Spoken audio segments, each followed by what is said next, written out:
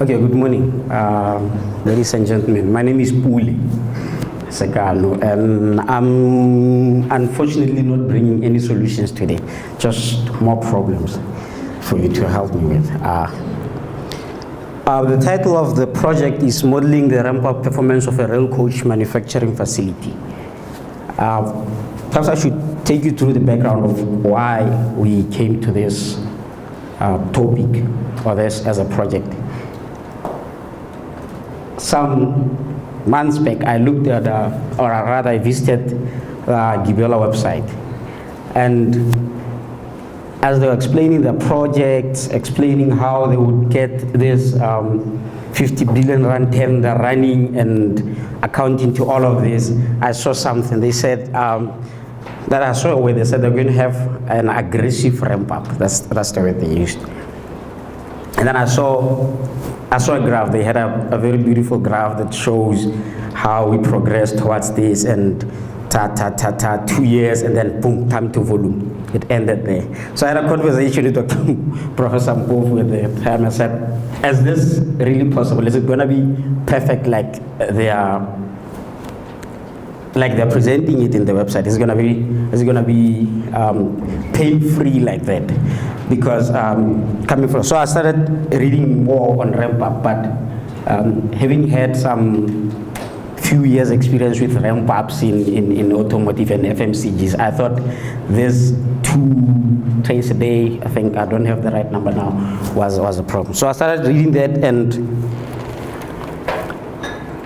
I came with this problem statement that says ramp up is generally characterized by disruptions and instabilities that lead to prolonged ramp up time. So that 2 years, in my mind, I thought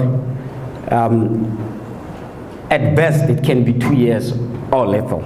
But what we're looking here, we are looking at the time to the volume, or rather the optimal volume that might never be met throughout the life of the project, that might prolong the project to more than what was planned initially, which means money.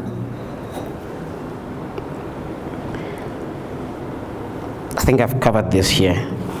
So from this phase, you can see that the ramp-up phase starts from the process validation and pre-series, and then pilot production, and then there's a production ramp-up time there, which is under the same phase. But the problem with this was, okay, and then I looked, and then I read also that they have already built about 20 trains in Brazil, and I said, maybe my project is no longer alive. There's nothing else to do here because there's 20 trains that are built. But then I read it said, no. Even if they built it somewhere in a factory somewhere, this new factory still has to ramp up. This new process still has to ramp up. So can we meet that? So this is the data. So I became very interested in seeing what happened in Brazil. These 20 trains, were they part of an existing production line, and they just took them out of the line and said, these are going to South Africa, or did they have to start this with the first train in Brazil and say, train 20 we are starting? And I'm interested in finding out what happened, the Brazilian story. Thank you. So this is really the problem. This is the green line there. Philip says green. It's according to me what I saw on the Gibela website. This is what they desire to have. But to me, I think we might have the red line. But then what causes these disruptions and instabilities and all that in ramp up?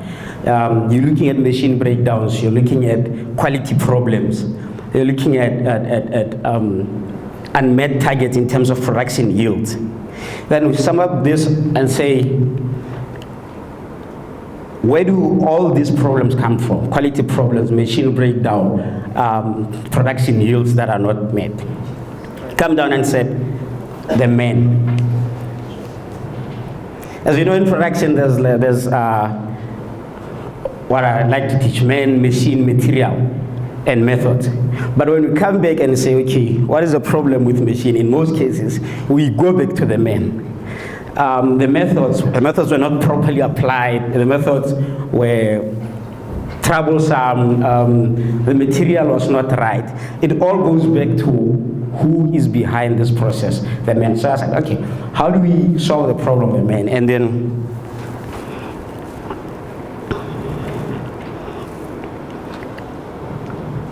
I think I've covered this already in the A because I talk too much.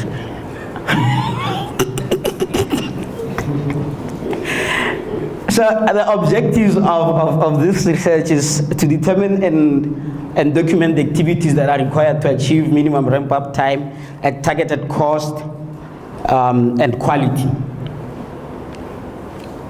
And then we need to find out the variables that contribute to production effectiveness during the ramp-up time, the drivers enable us. And I think I've summed it up when I said the main driver is the man or the worker, I think. And then to determine and suggest minimization approaches to these disruptions, to determine and describe the significant role, to conceptualize a model for achieving minimum ramp-up time by utilization of integrated theories around ramp-up management and learning curves, and I will explain later on that. So this is the approach that we're taking. This is the whole literature that I'm going to be working on, and then the design of this process. And from seeing this, that you see that the model will be developed through simulation, and we'll have some analysis of the results and hopefully build up a model on that. The idea here is to build this model in a discrete event simulation software, and Simio is on top of my head so far. So having talked about saying that the problem comes from the man, and then went for what is the problem with the man? And the main problem that I found is how fast does the man learn the new process? Because the quality problems come from, did this guy learn how to do things right? The production yield problem comes from, did the guy learn how to produce fast? And your machine breakdowns will come from, does he know how to take care of his machines? So I went on to a theory of learning curves. Now, learning curves says, the theory of learning curves says in simple terms, if we build the first unit today, it's going to take us long, X hours.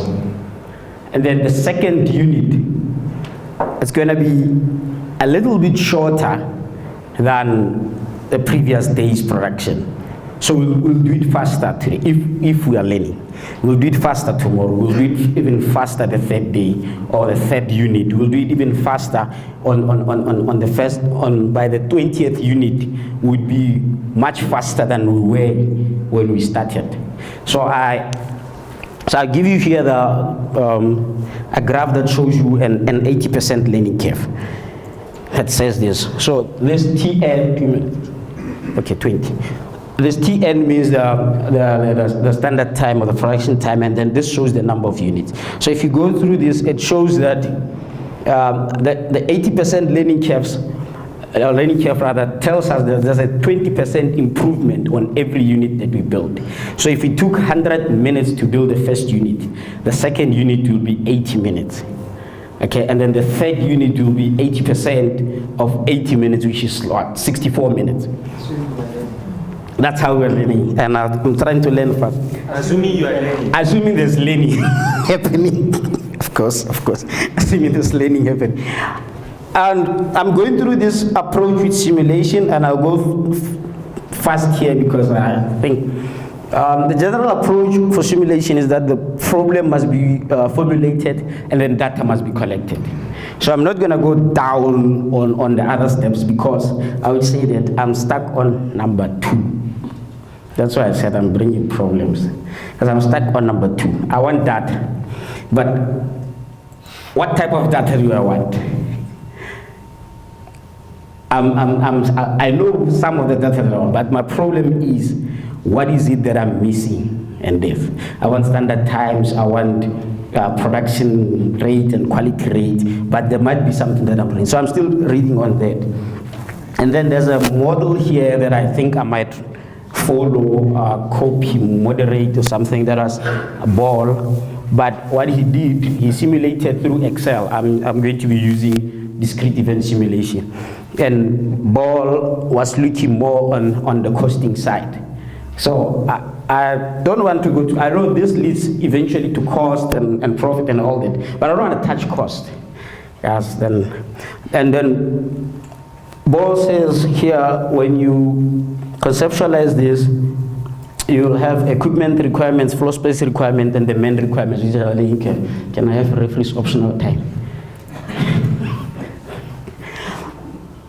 And then it says here, from production requirements, you should have standard times that will influence our learning curve model. And then we should have the cycle times that will give us eventually the staff recurring costs. Now, recurring costs means these are the costs that we're carrying through the project. And then there's non-recurring cost, which is, how can I say it? The capital justing. But we find from this that the cost of a man is recurring throughout the life of a project, and we want to minimize that. Thank you.